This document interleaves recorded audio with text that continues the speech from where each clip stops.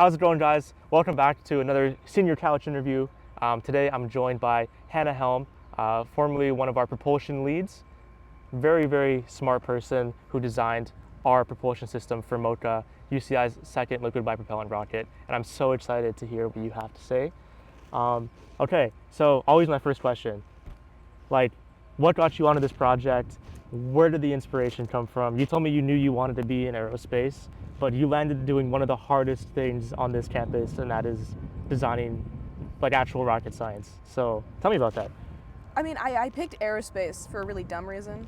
It's a fun little bug. Yeah. In middle school, I decided I really liked building things, and I didn't want to be bored, and I really like space. So I put those two things together. That's actually how I did it. I think I took a career quiz at one point. It came up, and I thought that sounded cool. Valid. And then I guess in college, I remember seeing all of the videos, like the promo videos for the last rocket that we did, and I was like, this is the coolest like project on campus. Got to do something with this. So Yeah. that's basically it. Does the work make it less hard because it's like such a cool thing to work on? Like, Oh, I think the type of work makes the mundane stuff a lot more fun. yeah. So if I'm working on some kind of like spreadsheet calculator or just doing CAD that is like the same thing over and over and over again, Yeah. being like, I'm working on a rocket makes it exciting Yeah. even when the work itself is less exciting. Yeah. There's been a few redesigns too. I mean, you probably have to go back and change things, and I'm doing this shit again. Like, Yeah. Especially with the feed system, the amount of all-nighters I've spent on that CAD is a concerning amount. Especially with the same like sections of it, just having to go back and be like, oh, well now this has to move a half inch this way, or this has to be moved like this, and then the entire system has to change. yeah. So I I'm mean, getting we're all super thankful for your work. So, okay, you were telling me a little bit about how you landed here, who you started talking to get into the project. I'm slowly building a really bad theme of nepotism on here, and that's not the direction I want to go. But you're also a very technical person, so I want to showcase that. What was it like when you landed at the project and you're like, okay, I know I'm interested in this. I have no clue how any of this system works.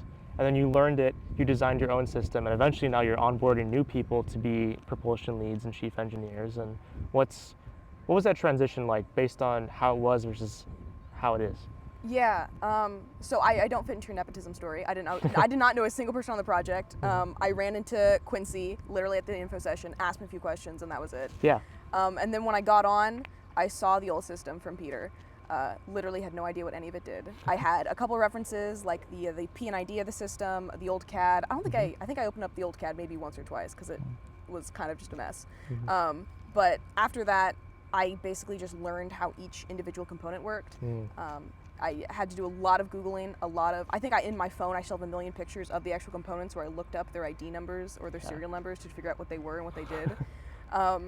And then from there, learned how they work together, that sort of thing, and then started from the base and built the system up from that, basically.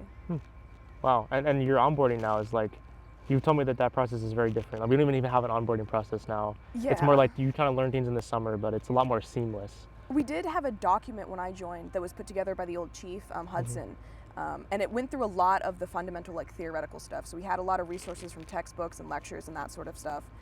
But there was minimal documentation that I remember reading through. I might be wrong, I think there might have been some stuff, but less documentation on the actual rocket or how Peter worked itself, and more on just the theoretical side. So I had some of that, but actually learning how that applied to the system or how we used that was a whole new thing. And so now we have some, like a little bit more of a structured onboarding over the summer. Yeah. With like regular meetings and, here's some slide decks to look over, here's all of the design reviews, which I hope makes the process easier for new people. Yeah, man, I think it's always showing that, when we bring in new people, not to say that what we were doing before was bad, because honestly, we always keep a very high quality project here, but we're always going up. And so it'll be really exciting to see where the project is going in that way, and I think you're a huge contributor to that. Could you tell me a little bit more? And you joined your junior year, right? Yeah. Okay, and you had an internship you were talking about, and you're now gonna go and work literally next week full time, right? Yeah. So tell me about what it's like going from being someone working on the project and how that work might have applied to your career and what you're doing now. I think it applies pretty directly into the job I'm going into since it's in the aerospace industry. Especially since I think this project is the only good example I have of like quality engineering work at in like throughout college. Yeah. It's not something you can easily find in classes. I think even like group projects in classes are like no comparison compared to this or real industry work. So it was really helpful to be able to see this and fall in love with what could be seen as like real engineering work before I actually graduate. And I think without it, I would have been a lot more confused, or not confused, but I guess in the dark about whether or not this was actually what I wanted to go into. Because I think we can all experience from like class projects of, is this really what I want to do for the rest of my life? But this project is a much different side of things. That locks it in for you. Oh yeah, yeah. You know, this is what you want to do? Oh, easy. Yeah, that's really cool. Yeah. Yeah. What's been your favorite memory here? What are you locked in on here at the project that you like? Maybe socially too. I know you designed our feed system, so. Favorite memory, I think the ones I hold the closest to my heart are all of the small stuff. Just like working with people in lab and just like making jokes and having fun. But if I had to like pick like a big one, it would have to be one of the times we went out to the desert for VTF. Especially the night before. We got lucky a couple times with it, like the moon not being out and you can see the stars. Yep. And especially the last time we went, when we just like was out there playing cards while the sandstorm was trying to kill us. That was quite fun. Yeah. I think that has to be it then. Yeah. Okay. My final question: if you could go back and tell freshman Hannah, or maybe even earlier, a piece of advice, what would that be? And maybe also if you could translate that to someone who's just landed at UCI or is really interested in rocketry, and for some reason they know they're obsessed with our project already. I know those people are out there, so. There's enough media out there. Yeah. Thank you. What would you tell them? If I could actually go back and talk to myself, I would say, don't be scared to fail. Yeah. And more importantly, don't be scared to look stupid. Yeah. Because none of us know what we're doing. Yeah. I mean, incredible team, incredibly intelligent team, brilliant people, smartest I've ever met. Yeah. However, sometimes you just need to know to ask questions. Yeah, that's important. Keeping an open mind, right? Yeah. Yeah. Damn. Okay. Well, thank you guys for stopping by, listening to what Hannah had to say here.